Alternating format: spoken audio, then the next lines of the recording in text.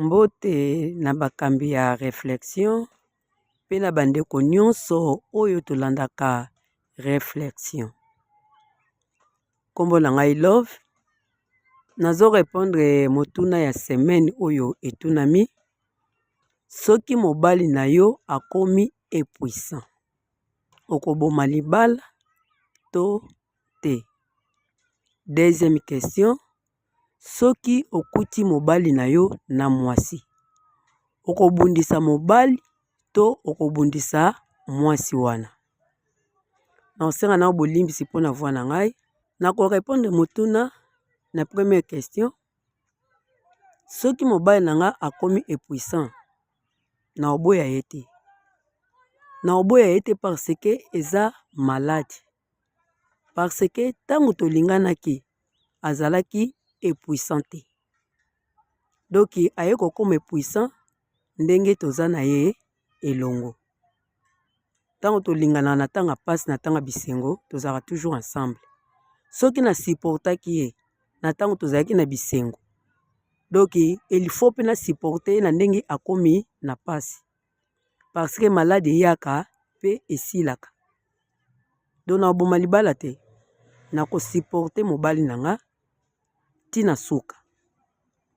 Na deuxième question, soki nakuti mobali na nga na mwasi na obundisa mwasi te, il faut na bundisa mobali, parce que eza nde mobali mutu akendeki koluka mwasi wana. Ye nde mutu alingaki mwasi wana, eza mwasi wana te mutu alingaki mobali. Eloko mosusu nga nakoki kobunda lobake soki na mwasi wana ayebaki nga malamu, ayebaki pe mobali na nga wana nde soki nakuti ye nakoki kobundisa mwasi. Mais soki azani kaka nkoni toyebanaki na biso te, nakuti ye na mobali na nga na obundisa mobali na obundisa mwasi te. Komi pe nakoki kosala ensemble na leki ndeti na moni te na ozela mobali na ndako. Mais ezalaka mwa pasi okuta mobali na ona mwasi osali action to leki, nakanisi basi mingi toza bongo te. Donc nakoki koloba eza facile ke nakosala eloko te nakoleka. E so na moni mobali na nga na mwasi etali nga kutu te, pardon, so na moni mobali na nga na mwasi mosusu etali nga te. Mais ezalaka grave. Okoki kobanda pe na mwasi kobundisa mwasi okuti na mobali si moko ya kosuka na mobali. Mais soki totali bien ezala nde mobali mutu alukaka ba problème. Oyendaki ndaye kolinga mwasi wana. Donc so nakuti mobali na nga na mwasi nakozonga na bomoto na kobundisa mobali na kobundisa mwasi te. Pe mutu oyo aya kotiaka trouble na kati ya foyer eza mwasi wana oyo balingi te, eza ye moko mobali, parce que ye nde mutu aponaki nzela wana, ye nde mutu akendeki kolinga mwasi wana. Eza mwasi wana te mutu akendeki kolinga ye, ye nde mutu alukaki. Donc eza mobali mutu akotisi trouble na kati ya foyer, eza mwasi wana te. Donc na réflexion na nga, soki nakuti mobali na nga na mwasi na kobundisa mobali na kobundisa mwasi te.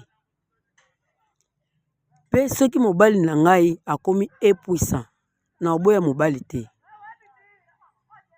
na ko continuer ko supporter tina suka, parce que na tanga bisengo tanga azalaki bien tozalaki ensemble. Donc tango abebi na ko supporter.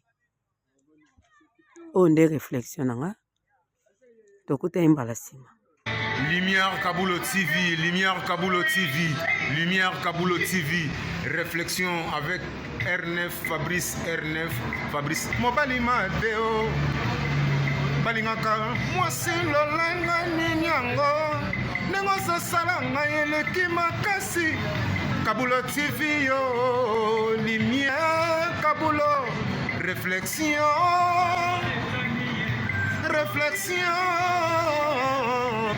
double CD Fantomas Engayo. Il est là, il a toujours. Barbito s'abonner, chaîne les amoko. Ça c'est DJ Maboko. T'as un an à s'abonner. Bon bino. Donc mon yango na YouTube to zawana. Moko kaka. Réflexion trop bandela. Réflexion. Lumière Kambolo. Yangwana. Balai qui est ça la biso bien. Tous en simana pour et ça la G. Bongo. Toujours. Réflexion, Lumière Kambolo TV. Chaîne les amoko, bo s'abonner. Boza décité Lumière Kambolo TV. Bonjour, Nabiso Banso. Ezali nga ndeko na bino, nabengami na kombo ya Kambulu. Nasalaka na émission na chaîne télé oyo ebengami Réflexion. Chaque samedi na 19h30 bokuta biso kuna na Réflexion.